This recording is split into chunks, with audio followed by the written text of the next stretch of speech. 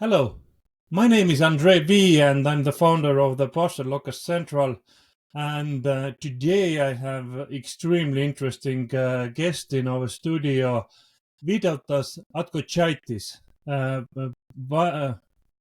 What is your title? You are vice president of Vinted Go. I am indeed, yes. Hi. Hi, Vytautas. It's really nice to see you here and talk about Vinted and Vinted Go. Especially right now, because a few weeks back you were presenting a new advertising that I just fell in love. It is so creative, so self-explanatory, and really masterpiece. Are you satisfied by yourself also? Yeah, I think our teams knocked it out of the park. It passes on the message of what we stand for as a platform. And we saw a very high adaptation of this clip across the world, millions of views and millions of clicks. So I think the team did a great job. It was really great, and one thing I actually noticed that people started to sort of steal this advertising copy and started to post and add their own copy. So not mentioning Vinted. I think this is a good, in a sense. This is a sort of this is illegal, but on the other hand, this says that this copy was really good to show the whole recycling economy story.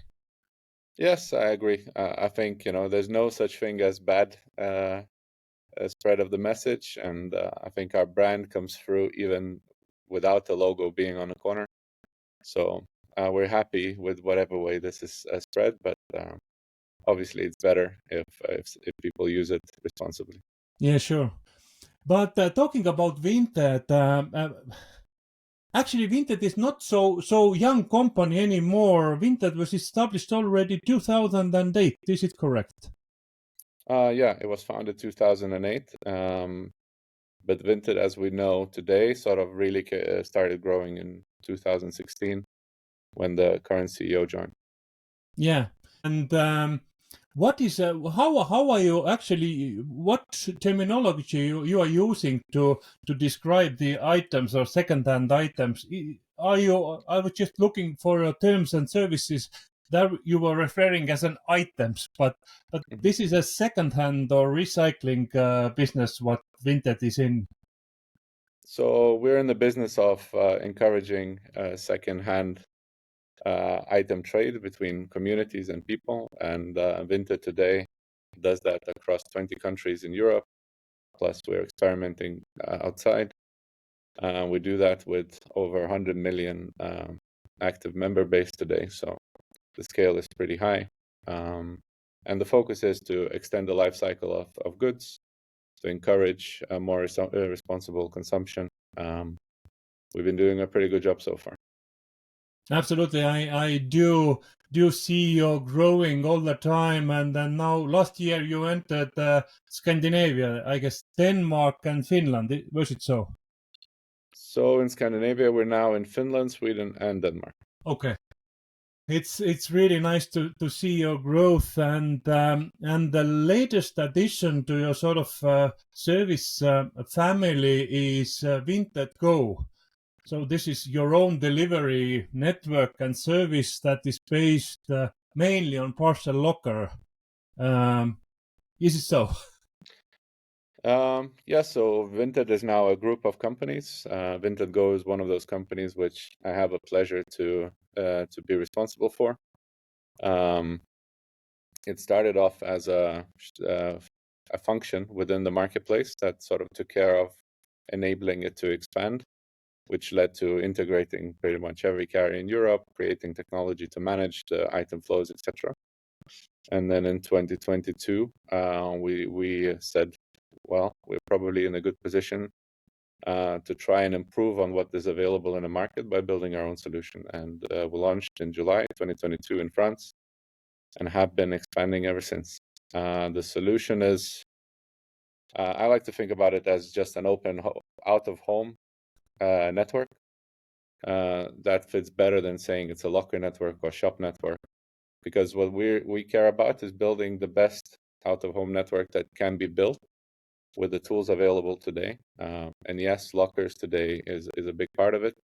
We also have a big part of PUDO shops, and we're experimenting with social points. So the end outcome will be a high density network that compromises all the elements that make it easier for the members to drop parcels off, collect them without using a car as much as they might be doing today. I do agree with that statement in a sense. Also, I'm referred as a locker guy, but I'm talking about automation, and this is the key. And right now, parcel lockers or lockers are the best way for automation. I would think that maybe in 5 years there are different products that help automate the industry better. But yes, we have to automate because this is the way to go further. But now talking about your locker or delivery business, you are relying on lockers, and the other thing that you are doing differently than the traditional locker networks is that the location strategy. You are mainly indoors, and you are looking for the fashion shops to put your lockers. Is it the strategy, or it's not so clear? So I think you're partially right with the statement you made. It's true that our network is mainly indoors today.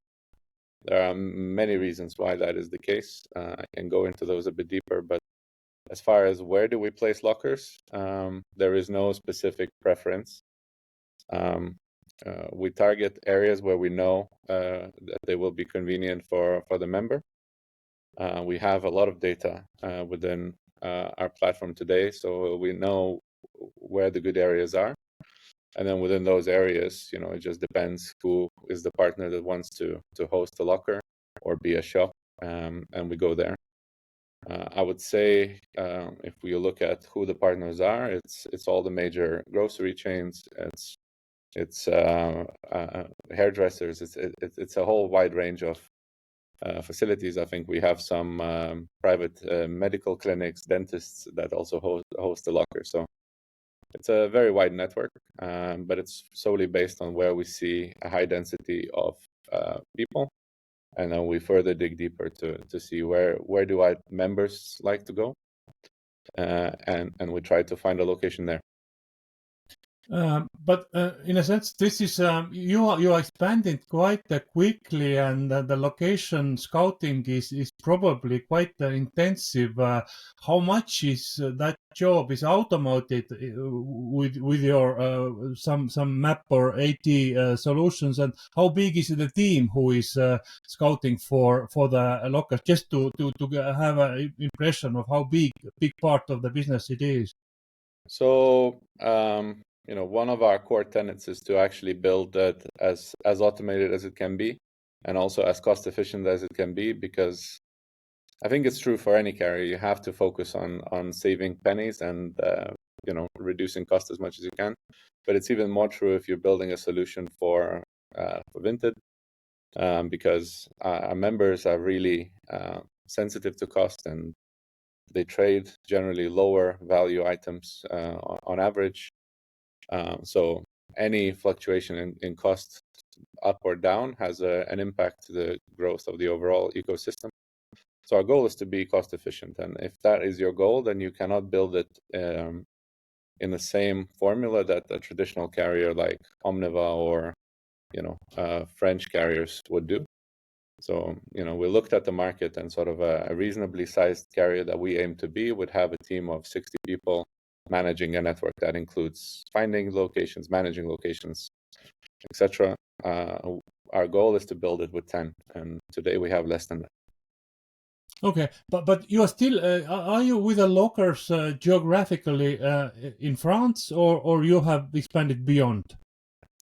Today lockers are only in France, but you might have seen that we also joined forces with a carrier called Homer that is a PUDO and social point network covering Netherlands and Belgium. At some point, I would anticipate lockers going to those regions as well. So obviously you have a lot of data. You are sort of an Amazon who has all the trading data plus then delivery data, and then this is very, very valuable asset. But talking about the user habits or preferences about parcel lockers, and let's compare it to home delivery in a sense that because you have chosen mainly parcel locker delivery, is it the reason for that? Is it the price comparison, convenience comparison, or why you have concentrated your delivery options to parcel lockers, or have you at all? Because you are in different countries where there are different options. Maybe the people using their home delivery, or what's your take on that? That's a very loaded question, but I'll try to dissect that a bit in a comprehensible way. So overall, it's true. We do have a lot of data, and we can see user preference patterns across Europe. And one thing I can say pretty comfortably that there's no such thing as user prefers home over Pudo. Reality is user wants the best deal that's also convenient and reliable. Reliability, meaning I deliver when I tell you I will deliver, is by far the most important thing. After that is cost, and then after that is convenient. So as Vinted or Vinted Go that manages this entirety of the network across Europe, we don't think of home delivery as something that is preferred. We usually have that as an option. It represents a small percentage of our total flow, and it's usually preferred by people that shop on a higher value item segment. So a more expensive item usually warrants home delivery. It's usually a smaller share of total cost of purchase, which then is probably a preferred option. So that's overall on what we see. And then as far as like why as Vinted we're really believing in out of home, it targets and solves for core problems of our members, but also solves for the mission that we have. So as a company, we want to be a force for good. We want to push consumption to be more sustainable, less negative towards environment. And today, despite the fact that there's mixed opinion on this, we firmly believe that out of home is a more sustainable option for last mile. So as an organization, we will continue pushing in that direction. Then if you go deeper and you say, okay, lockers or shops, we see very clearly the user preference is towards lockers. There's many reasons why, but some to mention, people have to wait less in the queue. They don't have to talk to anyone to get their parcel. If the locker works well, it is a better option. And if it's an even choice between a shop and a locker, usually a locker is chosen. So that's how we sort of thought about. So what is Vinted Go going to do? And that's how we came to Locker Game. But then as you build it, you quickly see that you can't just use one mode. You kind of have to have two, because both have pros and cons in terms of viability for super high volume throughputs. You mentioned one thing that really pleased me, because one of my theses has always been also, you said that the main thing is reliability, and then this is also my belief. A lot of counterparts want to talk about price, but I think also that I've seen that people appreciate certainty. If you have make a promise and you will keep it, then he will use your services, and you can deliver for zero cost. But if you can't keep your promise, then this is a lost client. So this is definitely one thing I agree with you totally. Yes, that for sure is important, and I think industry is recognizing that more and more. There are multiple studies provided by bigger American platforms where that is shown as true. It's probably a reason why Amazon's focusing at speed, but also at hitting that speed 99.9% at a time. So I think that's where the industry is moving. If USP is just cost, it's usually a losing strategy. It is. I do agree with that fully. But talking about the technology in a sense that the parcel lockers, there are several producers, several even setups. There are now autonomous lockers, there are wired or on-grid lockers. Do you have some kind of sort of standard or some kind of example locker, whether size or technology you are looking for, or do you see that you will have sort of several use cases and in your portfolio you need to have bigger lockers, smaller lockers? What is your take on that? The lockers will be very standardized and very one look like or different ones? I think your question would be easier to answer if we also add, like, do we build just for Vinted or do we build agnostically for everyone? Our primary use case is solving our members' problems. So when we went and designed the solution, we focused at, okay, so what is the need of our core user member base? So our locker is kind of specific. If you look in the market, it's much smaller, it's much more narrow, but it has a number of compartments that rival some of the bigger ones. So for our own specific use case, we believe we have designed a perfect solution together with the founders of Blocket 2 years ago.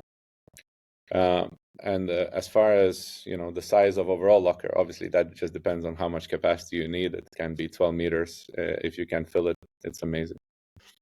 Now, autonomous lockers, for a long time, I was a non-believer in those because I think the early market entrants just made fundamental mistakes that make them unusable in a long-term perspective. I think anything that requires a specific app to be developed for users to enter, anything that's off-grid, meaning I'm not on internet all the time, anything that doesn't have a screen, is an inferior proposition than on-grid solutions that have been available for the last 10 years. So we have been patient to enter the off-grid models until a perfect solution was built. And Blocket team announced this last week. I think they have developed a solution that's unique in the market that allows us to have a locker that has same functionality that the other 3,000 lockers have, but have installation time to be minutes instead of hours, sometimes days, and cost to be 30% lower on the grand scheme of things. So I think that's a game changer, and with that in mind, we'll be going pretty big into that for all our outdoor needs for sure. Yeah, it's nice to hear that. I also saw the locker last week in Amsterdam, and Block IT have done a great job on that. But you irritated me with answering the question about for your own needs and potentially other needs. So this would have been my last question. So right now you are serving your clients, but is it in your roadmap to maybe open your network also for maybe last mile deliveries or other C2C deliveries in some time of the future? So today we have too much volume of our own to worry about building a sales organization and making it attractive or competing with existing players for other parcel volumes. So there's nothing short term that would lead me to believe we'll go that direction. However, I do believe in overall agnostic networks, and we are working on a direction where we will enable other carriers to use the infrastructure, not in a rental model, but more in a model where we act as an injection partner within the regions where our networks are, and will provide fairly competitive rates to service their customers for them. Yeah, interesting. I think Vinted Go and Vinted are both companies you have to follow if you want to see the future of the last mile delivery and new solutions there. So Vytautas, thank you very much. It was really interesting discussion with you, and I hope our viewers got also a good insight and overview about your activities. So thank you again, and hopefully see you soon. No problem. Thank you. Bye.